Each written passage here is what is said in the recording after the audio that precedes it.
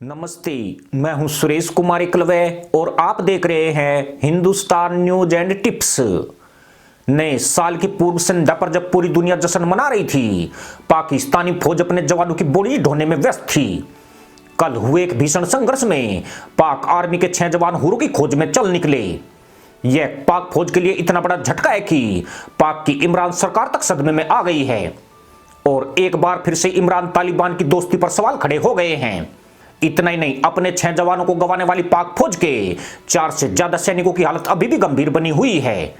इनमें से 1-2 और लुढ़क जाए तो हैरत की बात नहीं होगी, क्योंकि यह साल के अंत में पाकिस्तान पर तहरीक तालिबान का सबसे बड़ा अटैक है। इस संगठन ने इस हमले से जाहिर कर दिया है कि वह पाकिस्तान में कितना मजबूत हो गया है और 2022 में पाकिस्तान का सबसे बड़ा सिरदर्द साबित होने वाला है। यानी आतंकियों को फ्रीडम फाइटर बताने वाले मदरसा मुल्क के लिए उसके पालतू जमूरे भस्मासुरी अवतार में आ चुके हैं और अब उसी सेना की पुंगी बजा रहे हैं जो उनकी हमेशा से हिमायती रही है। पाक फौज पर यह हमला उत्तरी वजीरिस्तान जिले में हुआ है। इस इलाके को तहरीक तालिबान का गढ़ माना जाता है। यहां मीर अली शहर में टीटीपी और पाक सेना के बीच गोलाबारी में 6 जवान चलते बने, जबकि 8 से ज्यादा बुरी तरह से घायल हो गए हैं, जिनमें 4 की हालत अभी भी गंभीर बनी हुई है। खास बात यह है कि पाकिस्तान की रैपिस्ट आर्मी के जवान एक भी आतंकी को नहीं मार पाए।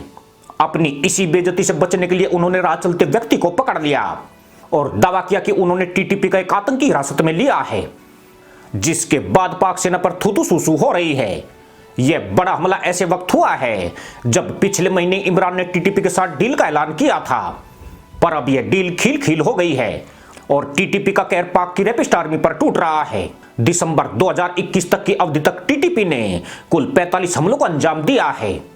इसमें उत्तरी वजीरिस्तान में 14, बाजौर एजेंसी में 14, डेरा इस्माइल खान में 4, पेशावर में 3 और बन्नू में 3 हमले शामिल हैं। मगर यह इन तमाम हमलों में अब तक का सबसे बड़ा अटैक माना जा रहा है, जब इतनी बड़ी तादाद में पाक सैनिकों को हुरों की तलाश में भेजा गया है। हालांकि पाकिस्तान और टीटीपी नवंबर में एक समझौता करने के लिए सहमत हुए थे, लेकिन 10 दिसंबर को उसके विफल होने का ऐलान भी हो गया।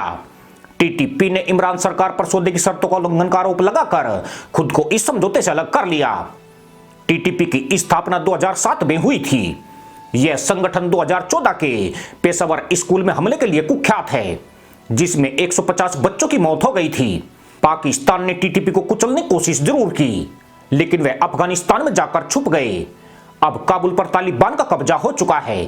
टीटीपी ने भी तालिबान को जीत दिलाने में बड़ी भूमिका निभाई है। कहा जा रहा है कि पर्दे के पीछे से तालिबान सरकार भी बदले में टीटीपी की मदद कर रही है, जिससे यह कट्टरपंथी संगठन पहले से कहीं ज्यादा ताकतवर हो गया है। खास बात यह है कि तालिबान के कब्जे के बाद ही टीटीपी ने सिर उठाना शुरू किया है, जिससे तालिबान और टीटीपी के गठजोड़ को लेकर संदेह प्रबल हुआ है। टीटीपी यानी कि तहरीक तालिबान भी पाकिस्तान को इस्लामिक अमीरात बनाना चाहता है।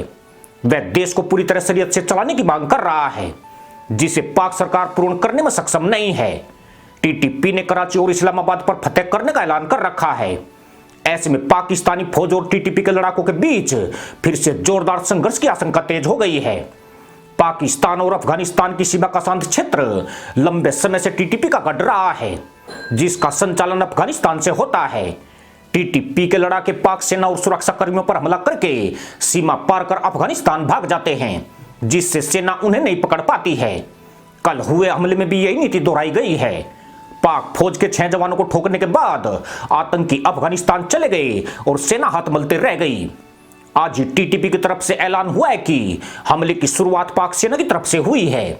उन्होंने टैंक जिले और मीर अली शहर में टीटीपी कार्यकर्ताओं पर छापे मारने की कोशिश की थी, जिसका सख्त अंदाज में जवाब दिया गया है।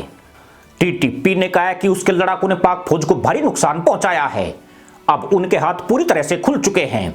वे पूरे पाकिस्तान में कहीं भी हमला करने के लिए आजाद हैं। जब तक उनकी मांग स्वीकार नहीं होती है, उनके हमले जारी रहेंगे। यानी साल 2022 पाक फौज और टीटीपी के बीच किसी बड़े टकराव का गवाह बनने के लिए तैयार है। वैसे इसकी शुरुआत बेहद शानदार तरीके से हुई है। इसके लिए हमारी तरफ से टीटीपी को बधाई और बहुत बहुत शुभकामनाएं। इसी के साथ अनुमति दोस्तों, जय जवान जय किसान जय हिंद वंदे मातरम।